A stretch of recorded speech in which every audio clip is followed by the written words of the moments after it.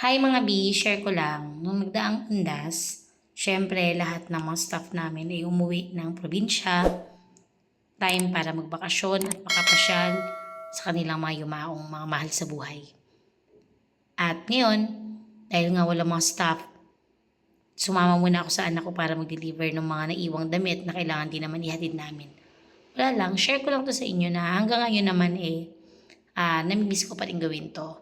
Parang kailan lang nga, nung sinabi ko sa asawa ko na darating yung panahon, hindi na rin tayo maglalaba, meron ng mga tao magtatrabaho para sa atin. At lalaki rin yung company natin. At ngayon mga B, pinabalikan ko yung mga trabahong dating kami yung nagtatrabaho.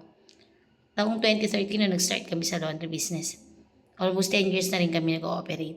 Kahit dealer na kami ngayon, installer, at syempre formulator na ako ng mga cleaning solutions.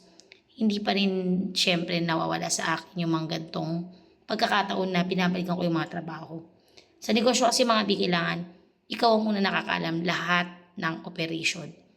Para syempre, number one, hindi ka madugan ng tao. Dito kami dati nakatira, dito kami nagsimula, dito sa Imus. Tinarget ko itong mga condo na to kasi syempre hindi sila makakapagsampay. At doon namin nakuha ang maraming customers dito.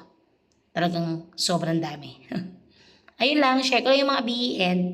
For more details and information sa lahat ng gusto mong business, follow us. Thank you and God bless.